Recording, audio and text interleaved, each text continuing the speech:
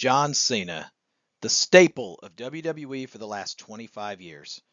No matter what this man did, WWE was going to be successful because of the work he put in. Whether it was losing on the grandest of stages or winning the championships in a chance at redemption the following year, John Cena would always have the fans rising to their feet, either chanting, "Let's go Cena," or "Cena sucks." Even in his later years, when challenging people like the undisputed champion Roman Reigns, Cena's return to the ring would always mark a special moment in WWE history. It would be his rivalries with people such as Randy Orton, Roman Reigns, Seth Rollins, and of course the rated R superstar Edge that would set John Cena to be on a different path to stardom and ultimately to the top of WWE's pyramid. However, unlike most WWE superstars, he would do so his entire career officially as a babyface, only having a short amount of time of being a heel competitor towards the very beginning of his career when he was the Chain Gang Commander. However, that would be soon to change as we entered the final year of John Cena's career in 2025 as he began the Cena Retirement Tour. John Cena would remain in babyface status for a grand total of 7,786 consecutive days. For those who aren't good at math, that's 21 years, 3 months, and 23 days before the moment would hit and everything would change. And just like that, childhoods were crushed and friendships were done in the name of John Cena. It's very clear what Cena's goal is going forward. He wants the 17th championship in WWE to become the greatest ever, passing Ric Flair and forever cementing his name in the mouths and minds of the WWE Universe. Along the way, John Cena has said some controversial things about the WWE Universe, its current level versus what it was when he got here, and the standard that the WWE title itself now holds. I now present to you, though, is John Cena telling the truth about where things stand, and is he truly the greatest champion that WWE has ever had? Let's dive in.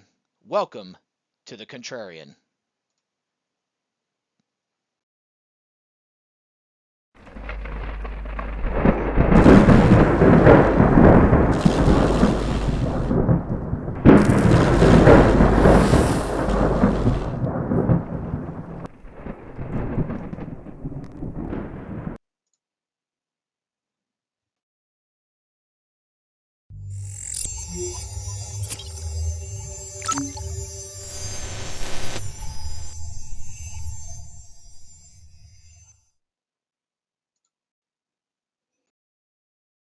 Welcome, everyone, to The Contrarian, a subsidiary show of both On the Ring Apron and proud part of Mania Club, Champions of Hope Foundation.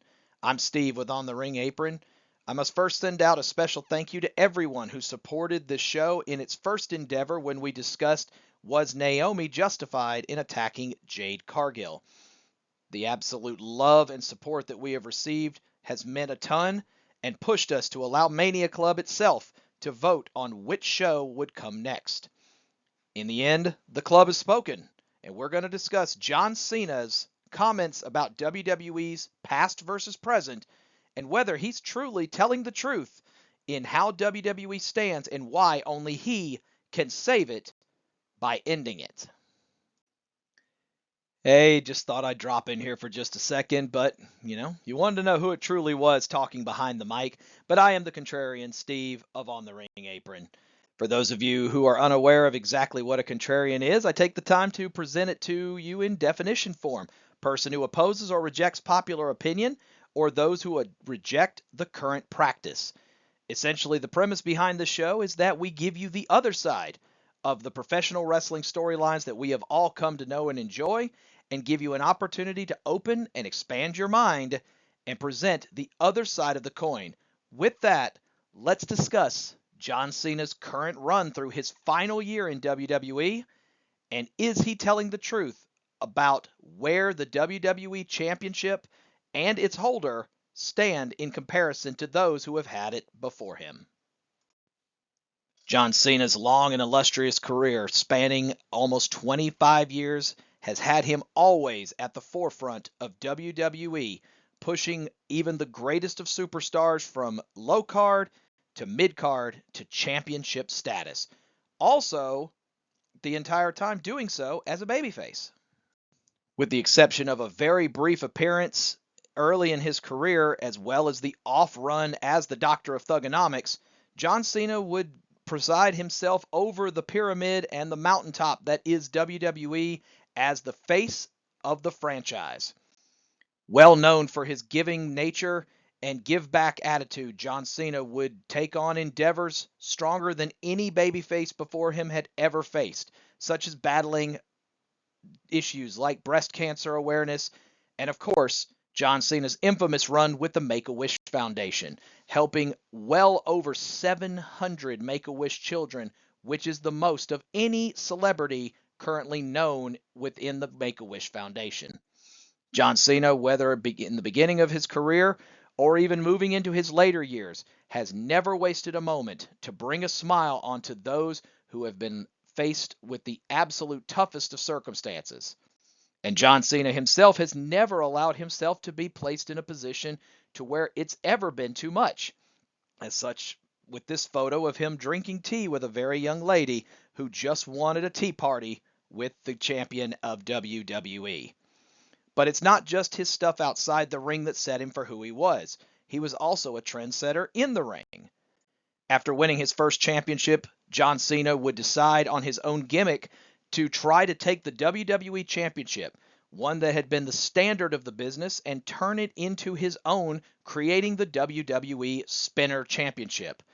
A championship that inevitably would become the standard for almost another 7 years before being replaced, but a championship that John Cena himself, as well as WWE Hall of Famers such as Edge, Triple H, soon to be Randy Orton, amongst others, would have an opportunity to hold and spin into their own likeness, all thanks to the Chain Gang Commander. John Cena, however, has always been one to set the standard when it comes to being the champion of champions, as he always strived to be the best in the business and not just push himself higher, but also his competition, all while keeping a smile on his face. And inevitably, when he would defeat AJ Styles at the Royal Rumble and win his unprecedented 16th WWE Championship, tying Ric Flair for the most all-time, it seemed inevitable that John Cena would eventually surpass Flair and hold the championship run all to himself.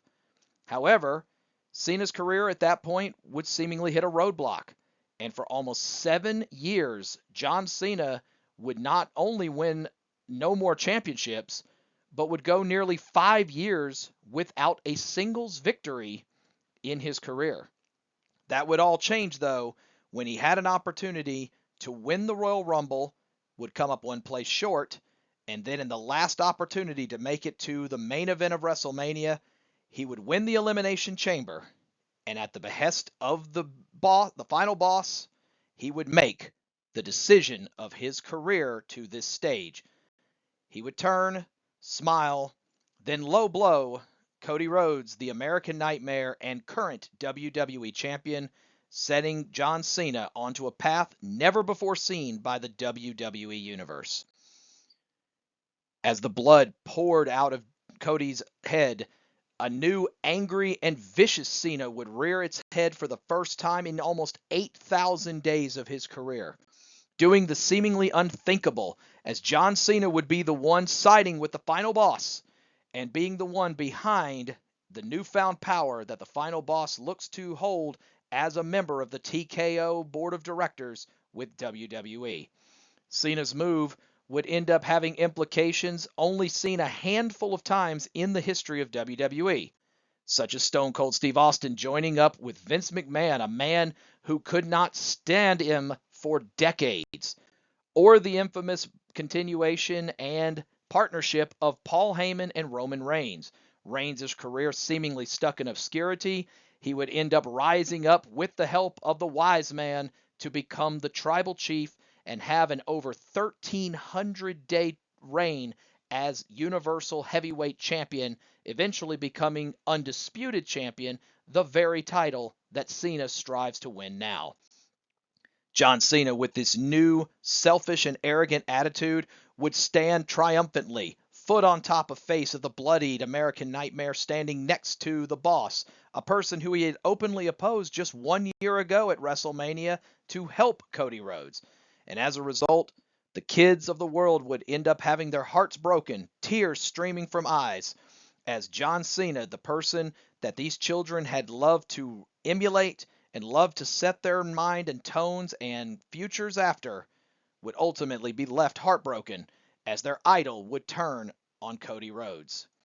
Over the next several weeks, John Cena would lay promo after promo, mostly through Europe, going into towns like Brussels and London, inevitably hitting a viral moment as this young man, who had been a Cena fan his entire career, would be proudly shown on WWE live television before John Cena would roast this child, calling him essentially a son of a you-know-what, and basically mocking him for always standing against John Cena, but mocking him at the same time by choosing to buy his gear.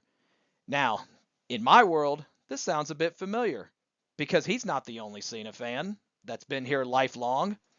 We've got one too. Our oldest son, Landon, here seen, has been wearing and supporting the absolute GOAT of WWE since long into his childhood, holding more towels, shirts, hats, chains, championship belts that he still has to this day. And he never outgrew it. He still carries it into his high school life today as he prepares to become a high school graduate, but still chose to wear the 20-year career shirt and never give up of hustle, loyalty, and respect of John Cena as he proceeds to head towards high school graduation. I'm a proud dad, and congratulations to our son Landon. A shameless shout out here on the Contrarian. We're proud of you and look forward to seeing you at graduation just over a month from now. Hey John, if you're watching, I know someone who would love to hear from you. But, had to shout it out. John Cena, however, clearly made all of this with one clear goal in mind. His farewell tour was going to end with him holding the WWE Championship one final time, one last main event, and getting that 17th championship, but this time doing it because he wanted to do it, not because anybody else wanted to, and not because he was corporately told to do so. Cody Rhodes, throughout the entire European tour, has openly mocked John Cena, stating him as a sellout, stating him as, I don't want this John Cena, I need you to go find the John Cena that I want at WrestleMania. Instead, Cena has smiled and seemingly ducked Rhodes for most of the tour until the fateful night of March 31st, 2025, when John Cena, in a career-based level of promos that had never before been seen, would drop likely what will go down as the promo of his career on a pinstriped suited Cody Rhodes, stating things such as, I'm not going to reduce myself or punch down to your level just to protect you, Cody. You've been protected long enough. And also, I'm not going to cook you. I'm going to bury you, just like I buried everyone else, because I don't bury talent, I am talent. He would mock Cody Rhodes as being too perfect, too polished, too rehearsed, relying on lazy gimmicks such as allowing the fans to just sing his name over and over again just to get by, to the immediate response of the crowd in London immediately beginning to chant Cody Rhodes' name over and over, essentially stating that he's just like the Pied Piper. All you have to do is just make a catchy tune, and people love giving into that mediocrity. But if you strip away the music, the entrance, the fireworks, there's not much to look at. And he has worked too hard in his career to make the WWE Championship a symbol of mastery, to have it paraded around by, quote, a paint-by-numbers, sociopathic Nepo baby who's so into himself he had his entire wrestling gimmick tattooed for the entire world to see, mocking Cody's neck tattoo instead of mocking the fact that it would be somewhere else within his body. Cena would continue on with his mockery of Cody Rhodes and the differences in their careers by stating, quote, "I have worked 100 times harder than you, and never once in all that time was I protected from the audience or a superstar, present company included, taking their best shot at me. As a matter of fact, everyone knows that every time I step onto this canvas, it's a challenge to every arena or every superstar dumb enough to walk down that aisle to take their strongest swing at me to see if they're worthy of to put me in the ground. No one, no one has been worthy, so I just decided to do it myself." The infamous moment being stated is John Cena with the photo to your left of him walking into the ECW One Night Stand Arena, a location that Cena was just booed relentlessly, and yet Cena, with no assistance and absolutely no chance of survival from that crowd, still walked in, title held high, and although he would go down in defeat that night, John Cena would ultimately face the crowd without ever sitting there and complaining or feeling like, despite being WWE's golden goose, that he felt he needed to be protected. John Cena would then wrap up by saying, quote, "That's why, Cody, I have never left. I've always been here because no matter how high the hill it is to climb, no matter what garbage they give to me, I find a way to make it great. You had to leave. You had to leave because at your best, you can't wipe my you know what. I make empires for billionaires. All you've ever done is steal money from their kids. See you at WrestleMania, champ." John Cena's promo of his career would ultimately launch what had been a rather lackluster push by Cena as a heel and would take it into the level worthy of the second night main event of WrestleMania. So now with night 2 of WrestleMania's main event set in stone, Cody Rhodes defending the undisputed WWE Championship against the greatest of all time, John Cena. Is Cena's comments about the WWE Championship, its current champion, and how the championship that he made famous now being viewed as lackluster, mediocre, and way too easy for the WWE Universe to be able to fall behind a person because of what he calls a mediocre gimmick, does it hold weight? Is John Cena's words truly meaningful towards this argument? Well, let's look at the tail of the tape and see if Cena has any standing to back his words on. As we go to the tail of the tape, we present a bunch of numbers here, with John Cena, of course, having a career advantage over Cody Rhodes in terms of experience. However, when you see the time in the spotlight, the biggest matches, the biggest stages, the world championship opportunities, John Cena has been the one that has been able to push through and win those championships. 16 of them, of course, tied for the most with Ric Flair in WWE history, while Cody Rhodes is currently within his first world title run. And even though over the course of their entire career across multiple promotions, Ohio Valley Wrestling being the only one also included with WWE numbers due to WWE's eventual takeover of Ohio Valley Wrestling, all 28 of John Cena's historic championships, both world and other, have all been won inside of WWE. While unfortunately, Cody has only won about half of his championships, while other half have been won in other promotions. John Cena has also wrestled on nearly 200 matches more than Cody Rhodes and has picked up over 760 more wins than Cody Rhodes in his career. And as we stated at the very beginning, he's only done it with two personas, the Doctor of Thugonomics and the John Cena that we know at the moment. Meanwhile, Cody Rhodes has had to go through 7 different personas, 5 of which have appeared in WWE, going with Cody Runnels, Cody Rhodes, Stardust, Dashing Cody Rhodes, just to name a few.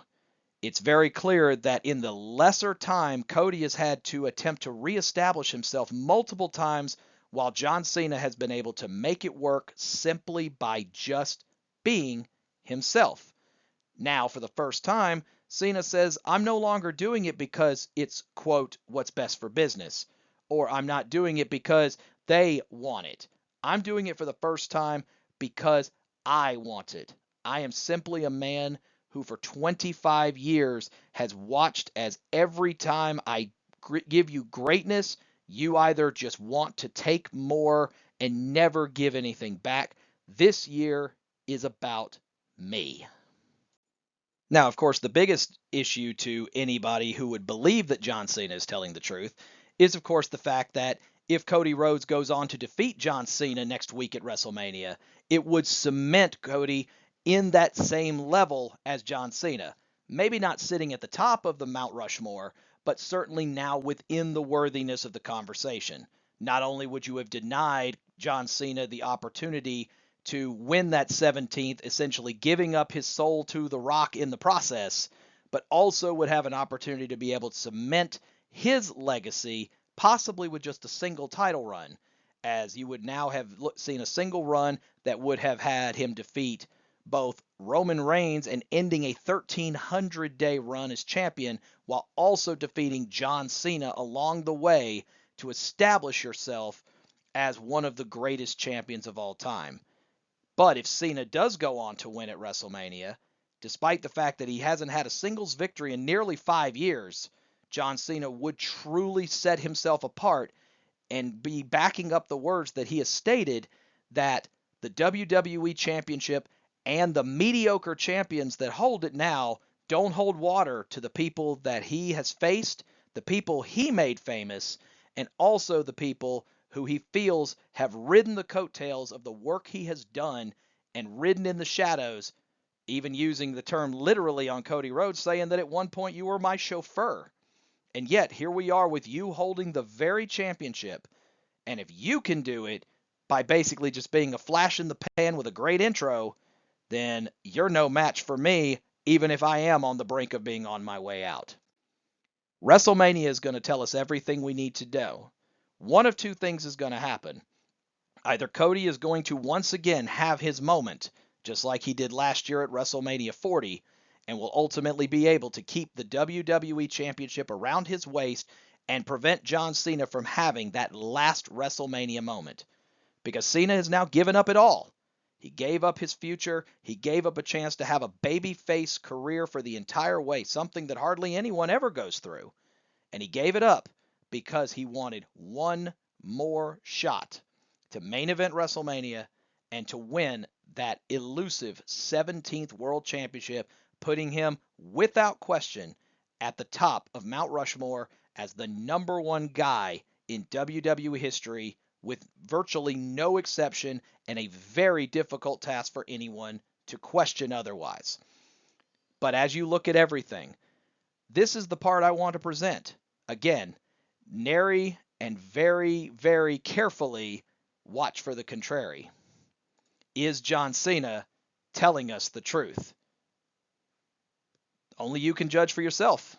Because as much as people want to sit here and root for Cody, I say, yeah, he is. John Cena has yet to say a word that isn't the truth. The people he's faced in his career have been tougher. The people that he has beaten for championships have been tougher. And the reality is, he truly is saying it with his chest that John Cena believes that the Cody Rhodes that holds the very championship that he made infamous is not deserving of being spoken in the same breath as him, and at WrestleMania, he is going to prove it. But what do you think? That is the whole point of the show. Provide your comments. Tell us what you think. Do you agree? Do you disagree? Because, hey, I don't care either way. And let's have a debate about it. In the meantime, if you're going to Mania, watch out for us. You're going to see a lot of us in our Mania Club jerseys. This is our one from 38. We'll have new ones out there for 41 this year. And I look forward to being in the crowd, watching as John Cena tries to back up the words that he says, or can Cody Rhodes truly be able to show that the champions of today are just as good as the standard that John Cena tried to set. I'm Steve with On the Ring Apron, part of Mania Club, and you tell me, is John Cena telling the truth? Me? Prove me wrong and show me the contrary. Have a great one.